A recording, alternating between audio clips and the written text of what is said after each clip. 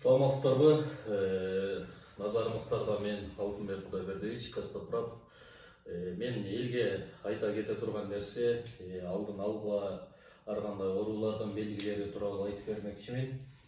Урматтуу көрөрмандар, бул грыжа, азыркы учурда грыжа деген оору бул бүтүндөй эле бүт дүйнө жүзү жабыркап келаткан оорулардын бири.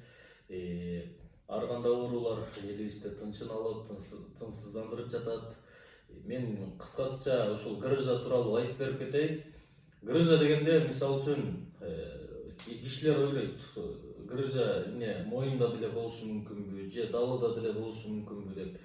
Бул омуртканын кайсы бир жеринде бир туура эмес абалда турган болсо омуртка, же болбосо ошол жерде давление боло турган болсо, ал айырмасы жок. Бардык омурткалардан чыга берет грыжачы. Мисалы үчүн, акыркы жылдарда токтоло кете турган болсом, шейни грыжа деп коет, моюндун грыжасы өтө көп катталууда. Ушул шейни грыжа боюнча кыскача бир маалымат берейин. Шейни грыжанын эмнеден келип чыгышы мүмкүн деген суроо беришиңиздер мүмкүн. Шейни грыжанын бирден бир келип чыгышынын себеби, акыркы учурда катуу көп көбөйгөнүн себеби бул адамдарда кыймыл аракеттин аздыгынын негизинде. Андан тышкары ал кишилерде минералдардын, сөөгүктөрүнө минералдардын, кальций, витаминдердин жетишпегендигинин негизинде. Андан тышкары ал кишилердин телефонду кечкер бир абалда көпкө туруп катып калгандыгынын негизинде бул шейни грыжалар келип чыгып атат да. Шейни грыжанын белгилери бул төмөнкүдөй.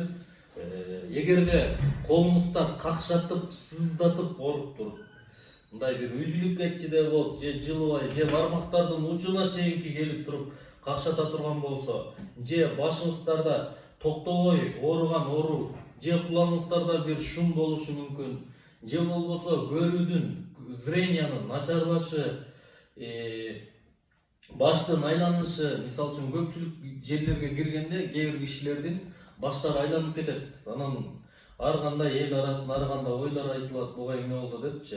Анткени ошол моюнун омурткасынан грыжа чыга турган болсо, бул башына кеткен тамырлар, сосудтар, ошол нерв тамырлары кысылып калгандыгынын негизинде кан айлануу процесси жакшы жүрбөйт. Анын негизинде башка мээге белгилүү бир өлчөмдө питание, азыктын жетишпегендигинин натыйжасында адамдын башы айланып баштайт. Эмне үчүн көпчүлүктүн ичине киргенде көбүрөөк айланып атат деген суроо беришиңиздер мүмкүн. Анткени көпчүлүктүн ичине киргенде адамдын мээси да бул телефон сыяктуу же компьютер сыяктуу болот биздин мээбизче. Ошол кишилердин арасына киргенде баягы көпчүлүк адам көп болгондо башка загрузка болуп калат. Азык жетпей калат. Анын негизинде уже отказ бергенде адам өзүн бир калыпта кармай албай, башын айлантып, же болбосо ар кандай абалдарга келиши мүмкүн да. Ошон үчүн эгерде кимдин мойнунда грыжа боло турган болсо, эртерээк алдын алса, бул өзү үчүн жакшы. Моюндун грыжасын билүүнүн негизги себеп эмнеден аныктайбыз? Эгерде моюндун грыжасы боло турган болсо, шейный часть МРТ деп коет, моюн омурткасын МРТ, магнитный томография болот. Ошол МРТга тарткызганда ачык айрым моюнда грыжа бар болсо билинет. Колуңуздардан келсе, кыймыл аракетти көбүрөөк жасаңыздар, көбүрөөк кыймылдаңыздар. Бул моюн омурткасына белгилүү. Андан тышкары, эгерде дал омурткасында грыжа боло турган болсо, же болбосо смещение боло турган болсо, же протрузия деп коет. Протрузия бул начинающая стадия грыжа деп коет. Грыжанын башкы этабы, башталышы болуп калат да. Эгерде дал омурткасында боло турган болсо, бул биздин жүрөгүбүздүн тынчсызданып, бир калыпта турбастан, бат-баттан сокконунун негизи. Андан тышкары, баягы адамдын титиреп, бир өзүн калчылдап калгандыгынын себептери деле болушу мүмкүн. Андан тышкары өпкө, дем алуу системасы начарлашы мүмкүн. Бат-баттан атышка болушу мүмкүн. Бирок өпкө, жүрөктү текшерсеңер, эгерде таптаза боло турган болсо, ал сөзсүз түрдө дал омурткасын текшертириш керек. Дал омурткасы аркылуу бул биздин өпкөбүздү да, жүрөгүбүздү да, жада калса ылдый жактан ашказандарды да камсыз кылып берген бул дал омурткасынын нерв тамырлары болот, нерв каналдары болот. Андан тышкары эгерде бел омурткасынан көп кишилерде грыжа же болбосо смещение, протрузия деги эле ушундай бел оорулары боло турган болсо, бул кээ бир кишилердин көпчүлүгү бөйрөгүнөн жабыркашы мүмкүн, почка деп коет, орусча бөйрөгүнөн, же болбосо аялдар аялдык жактан, эркектер эркектик жактан жыныстык органдарынан жабыркашы мүмкүн. И буттун ооруганы аябай күч алышы мүмкүн. Грыжа менен ооруганда 70-80%, жада калса 90%га жакын бул бут ооруйт. Белдин ооруганы азыраак болот. И эмне үчүн жамбаштын бириккен жери как будто бир жамбаштын башы чыгып кеткендей болуп берет. Эмне үчүн?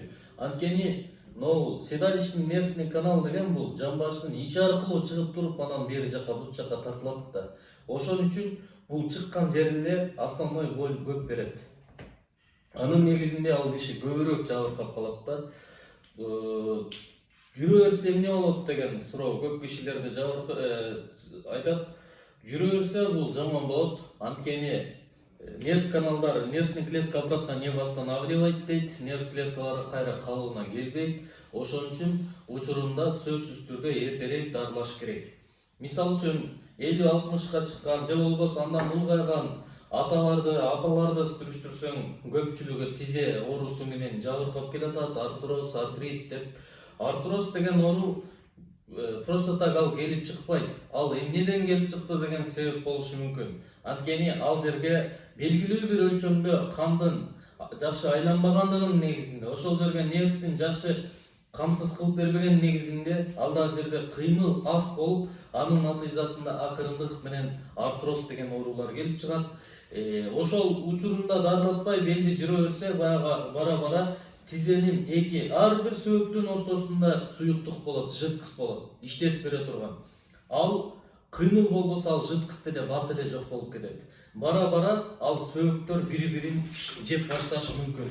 Мына бул сүрөттө көрсөтүлгөндөй, көрөтөсүздөр, бул нормадагы тизе болсо, бул уже ооруган, артроз болгон, ушундай ооруп жабыркап калган сөөктүн абалы да.